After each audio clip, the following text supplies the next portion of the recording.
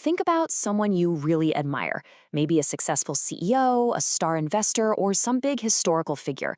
What if I told you a huge chunk of their success wasn't genius, but that they were just incredibly lucky? That's the powerful idea we're digging into today, from Nassim Nicholas Taleb's classic, Fooled by Randomness. Yeah, I know, it's a pretty provocative question, right? But the answer really shakes up our basic ideas about what success is. It turns out our brains are basically hardwired to confuse genuine skill with sheer dumb luck. So let's unpack how this powerful illusion actually works. All right, so our journey starts with a mental glitch we all have, the illusion of skill. You know how it is. We see someone who's made it big, and our instant reaction is to think, wow, they must be brilliant. So much talent, so much hard work. To see what I mean, just picture two different ways to get rich. First, you've got a dentist. She works hard, she saves her money, and over decades, she builds a solid fortune. If you could rewind her life and play it 1,000 times, she'd probably end up in a pretty similar place each time. Now picture a janitor who wins the lottery. A massive success, right? But if you could replay his life 1,000,000 times, in almost every single one of those timelines, he's still a janitor. That one incredible outcome was pure high-impact randomness. And here's the thing, our brains just hate the lottery winner's story. We are absolute pattern-seeking machines, and we get really uncomfortable with the idea that huge, life-changing success can be completely random. So, what do? We invent stories about genius and vision to make the world feel a lot safer and way more predictable than it really is. And this impulse we have to create these nice, neat stories, well, it leads us straight into a massive mental trap, one that totally distorts how we see success. It's called survivorship bias. We form our opinions by looking at the successful people we can see, the survivors, while we completely ignore the massive silent graveyard of all the people who failed. And this bias just completely skews our perception of reality. So, take this classic example from the book. A scammer sends out 10,000 letters. In half of them, he predicts the market will go up. In the other half, he says it'll go down. At the end of the month, he just throws away the names of the people who got the wrong prediction.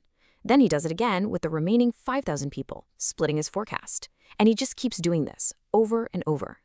After just a few months, you've got this small group of people who have received 5, maybe 6 perfect market predictions in a row.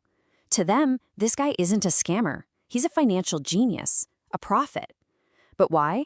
It's because they never saw the thousands upon thousands of other letters with the wrong predictions that ended up in the trash. They only see the one survivor.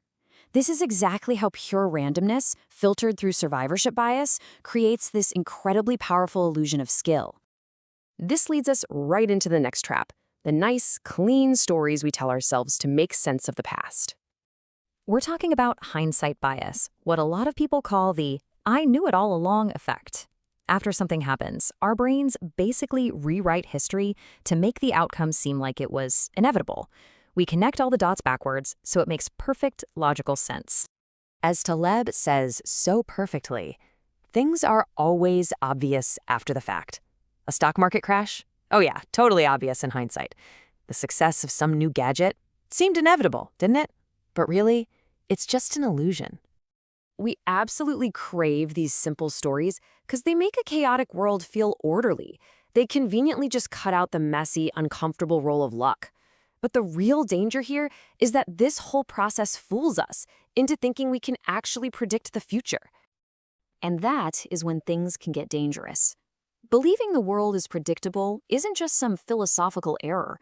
It has real and often very expensive consequences. Taleb uses this fantastic example of a really excellent investor, somebody with a genuine long-term edge. Over a full year, their probability of making money is a very high 93%. Awesome. But look what happens when we shorten the time frame. Over a single day, it drops to 54%. That's barely better than a coin flip. And over 1 minute, it's pretty much 50-50. So look what that means in terms of noise versus signal. Over a long time, the investor's skill, the signal, is what shines through. But in the super short term, like a single second, the outcome is almost entirely random noise. I mean, we are talking about 1,796 parts noise for every 1 part of actual skill. It's just chaos. So why does any of this matter? Well, if you're checking your investments every minute of every day, you're not reacting to real information. You're reacting to random noise. It's emotionally draining, it causes a ton of stress, and it makes you way more likely to make a terrible, panicked decision.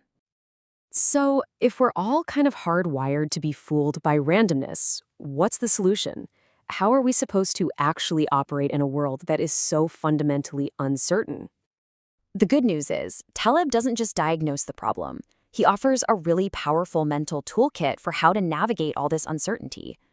First off, focus on your process, not the outcome of one single event. You can make a great decision and still get a bad results because of bad luck, and that's okay. Second, you have to embrace some intellectual humility. Just accept that you don't know everything, and you can't know everything. Third, think in terms of alternative histories, all the thousands of other ways things could have gone. And finally, and this is a big one, you need to aim to be robust, not predictive. Stop trying to forecast the future. Instead, build your plans and your life in a way that can survive a whole range of unexpected punches. Ultimately, it all comes down to this powerful, almost stoic idea. Luck, or Lady Fortuna as he calls her, she can control your wealth, your career, all that external stuff. But she can't control your actions, your dignity, or your character. In a world that's swimming in randomness, that is the one and only thing you can truly own. If you want a phone in-depth breakdown, you can find the link in the description.